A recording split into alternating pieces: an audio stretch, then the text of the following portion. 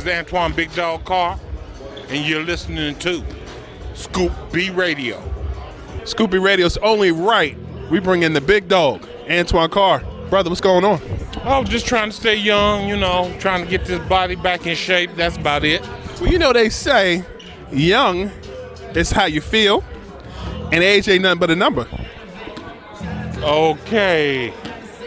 I'm at that number where you got old. Listen, I remember you during my time with the Nets, 97, 98, 98, 99, being in that locker room. When you were a member of the Utah Jazz, you played for a couple other teams, but the NBA Finals, 97, 98, and the year before that, I guess you guys went through those back-to-back runs. Do you ever look back and say, what if? Oh, all the time. You want to say, if I got in there and hit this jumper, or if I came in and played this way against a certain person, maybe we'd have won that. Or you look at something else, or maybe if this coach did this. But then you always go back to the same thing. What could you have done? And I tried all I could do, and we came up short against the Black Cat. People often talk about the Utah Jazz, and they say, they were good in the Western Conference, but the Chicago Bulls were just that elite team. But I feel like you heard that in the Eastern Conference when you looked at the Knicks. You heard that with the Orlando Magic. Did you feel like there were any other teams that were you guys' competition in the Western Conference those 2 years y'all went to the finals? Well, there were a bunch of teams that had good competition. I don't think at that time that the Chicago Bulls were the be-all. They were a very good team, and they got lucky beating us. Okay, Why did they get lucky? Well, I remember one game, I ain't gonna say somebody pushed off, but. So Michael Jordan and Brian Russell. Well, I would say there was a little push off there, and then there's also a couple of shots that we hit a nice three-pointer and they discontinued it. And then I believe my man Harper came down and hit one, and it was after the buzzer and they counted it. So if it hadn't been for referees, we would have won this. Let me ask you a question. I know you're joking. But in all seriousness, like when you looked at that final series, there were a couple other things that stood out. You saw Karl Malone and Dennis Rodman getting into a lot of it. What was their issue? Well, that's one of the things that Rodman does. He tries to get in your head. And if he's able to do that, then it's going to cause more havoc for your team. And if he can get just one other player on your team out of his normal, they get a plus. What would Dennis Rodman say to people? Oh, he wouldn't say too much. He just do odd things. Like? Well, like my boy called me up one time and said, hey, dog, I'm getting married. I said, okay, well, what's going on? He said, I'm marrying myself. Talking about the wedding dress. So it's like, okay. But, he's a good dude. It's just his style. He always has something that's going on that's mentally going to be taxing to whatever team he's going against. I've heard many of stories about things Michael would say to people in games, like he told somebody, you talk a lot of smack for somebody who wears my shoes. While he was wearing, he said it to him at the free throw line. Some people have told me stories about how he was singing Anita Baker's Giving You the Best That I Got while he dropped 48 points in a game. What are some of your recollections of the things that Michael would say to people on the court? Well, Mike would just give you that look. I've known him for a long time. And Mike has a certain look when he's about to get you. I call it the get you look. And he'll do that little walk off. You're in trouble. Every now and then, you'll hear him say something like, gonna be a tough night, y'all. Extremely tough night. Or do like Pippen and those guys did, and walk up to my man and go, they don't deliver on Sunday. Pippen would say that to Karl Malone during a game. That's what Pippen said. And Michael's definitely over there egging things on, but that's just their team. They're trying to get in your head so they can win. and they were able to get in some of our people's head, and that's what caused us to lose. I remember hearing a story about Shaq and Greg Ostertag going at it. And are you and Greg still friends? Yeah, we're still friends. Okay, so what was the storyline where Ostertag said something to Shaq and Shaq retaliated?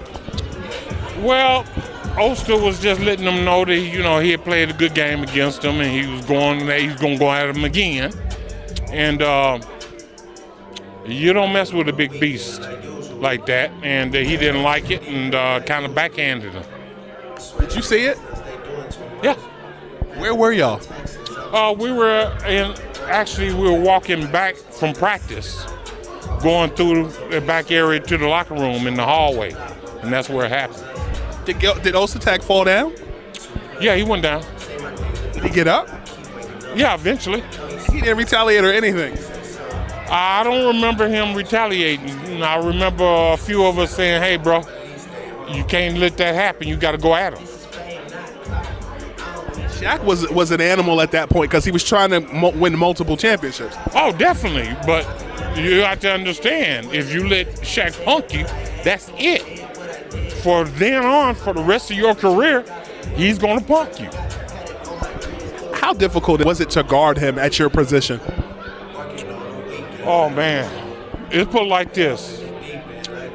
He actually knocked one of my shoulders out when I was guarding him. And it was tough. I went back to the backboard and slammed it back in. Okay, let's get down. And I think he kind of looked at me like, there's something wrong with that, brother. So I think he took a little leave of absence for a minute, went to the bench, came back, and then handed me like 20 real quick. The thing that stood out to me about you were the glasses that you're wearing. Are they Oakleys? Well, these aren't, but the ones I was wearing back then were Oakleys. That became your signature. Did you have to wear them for eyesight? Was it more for fashion, a little bit of both? Yeah, it was actually for this eye here. This eye doesn't adjust for light. So if I'm like standing here looking at my man, I can see his outside shape, I can see his white shirt, but I can't see much else. Now, this way I can see everything. So, of course, he's talking about the cameraman, Kazim. He's wearing a white Michael Jordan Bulls jersey while we're interviewing you. I think that makes you mad. I'm going to handle him later. No, it's just, I feel you. If that's your man, wear it with pride. Make sure you get it autographed. Make sure I put a piece of pizza on it. Put a piece of pizza on Michael Jordan's jersey. Yeah. Remember, he got sick from the pizza in Utah. There you go. That was going to help the brother out. Yeah. When you look at today's NBA game, the big man position has in a lot of ways had a renaissance in a world where everybody was taking three-pointers and all that. Do you like to see the fact that you're seeing centers and power forwards get more back to the basics? Well, I like to see them be able to shoot some threes, not too many. But, seeing these guys grab the ball, throw it back out for a three-pointer, I'm not happy with that. We need to go back to the real ball playing. Guys pounding dunks on people, going hard. Who are the big men you like watching? Well, probably my main man would be LeBron. And then I'm going to have to go with Doncic. Luka? Yeah, a little Luka. And then, of course, the big man from Denver. Jokic. Not a joke. When you watch him, there's a lot of comparisons. Some people say Rick Smits. Some people say Arvydas Sabonis. Is he just himself? Well, I think he's definitely different from all of them. To me, his game is more on a passing type level. And then he just has other great moves and great shots to add to it. But what makes him so tough is he's able to get his team going. And when you can do that, it's easy win. John Stockton is probably one of the greatest point guards to lace him up. as his teammate, did you feel like a lot of other NBA players gave him extra stuff because he was white and because he played for the Utah Jazz? Well, I think they definitely gave him some stuff because he was white, but what they didn't understand is he was tough. I mean, if you think I'm kidding, ask any of the big men, he wouldn't set picks on across that lane. He's a great player. And I will always look at him as a great player. What was he like in practice? Just a hard worker. You know, he's just going to come in, he's going to do his job, and then he's going to go home with his family. And he does it the same way every time. A lot of people, particularly in hip-hop, used to tease John Stockton for his tight shorts. On the Utah Jazz team, did you guys ever tease John Stockton for his shorts? No, because we had a pair too. We mess with him every now and then, but so many of us had them shorts on before. You know, back when I played for the Hawks and different teams, and it's like, yeah, these are kind of tight. But isn't it crazy how a lot of these young guys are going back to that? Well, they just wanted to look as sexy as we did back then. This guy right here. You know, gotta have some fun, baby. You can't always be serious about this, especially with the new NBA. You gotta enjoy life, you know. A lot of people going through a lot of stuff, COVID, all kind of things happening with politics. Sometimes you just gotta be able to laugh and keep moving. I'll tell you what, I've been able to laugh, I've been able to learn, and those glasses, man, you got to put them on for us. These are my new.